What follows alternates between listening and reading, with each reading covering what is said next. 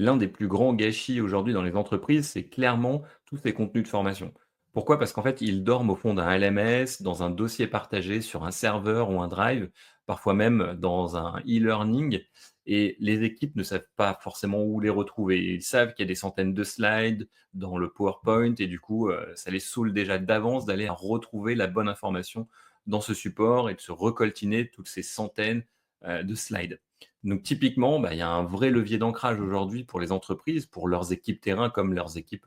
au bureau, hein, et c'est ce qu'on va explorer du coup ensemble dans ce webinaire. C'est de voir comment on peut réutiliser les savoirs existants et les savoirs dormants dans les entreprises. Donc c'est un peu notre mission anti-gaspi et impact, et même plus qu'un peu, c'est une vraie preuve d'impact de savoir réutiliser tous ces contenus, tous ces savoirs qui ont été produits par les équipes pour, en un laps de temps relativement court, hein, les transformer en contenu qui soit activable avec, la puissance de l'ancrage, avec des routines d'apprentissage et avec un format qui évidemment nous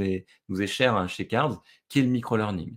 Alors évidemment, on s'adresse aux fonctions support, aux fonctions formation, aux fonctions RH, à toutes les personnes qui sont aussi, expertes métiers et qui ont des équipes à qui elles partagent aujourd'hui des documents peut-être existants et peut-être même des formations. Et bien typiquement, c'est ce qu'on va leur proposer de découvrir dans ce webinaire, c'est de voir comment, avec l'aide de l'IA, puisque aujourd'hui c'est, aussi un des outils qui est à disposition parmi tant d'autres, hein, on peut réussir à recycler tous ces contenus PDF, PPT, doc et même des pages web éventuellement en micro-learning impactant de quelques minutes. Et vu qu'il y aura un temps passé à recycler et un temps, passé à capitaliser sur un support qui est de qualité, forcément le contenu d'un point de vue micro-learning va aussi être de très bonne qualité. On va voir évidemment,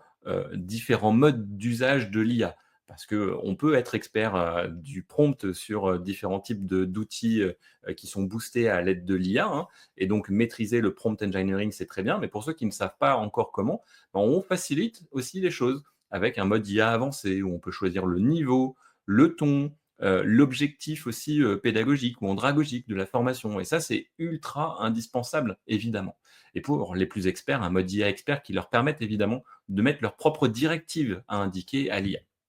Enfin, il y a ceux qui ne souhaitent pas utiliser l'IA et qui veulent quand même, créer des micro-formations, ils peuvent quand même le faire dans Cards. Évidemment, on laisse la liberté et le pouvoir à chacun de recycler ses savoirs, ses contenus facilement et rapidement. Et ça fait partie de notre démarche d'impact et d'ancrage aujourd'hui dans Cards.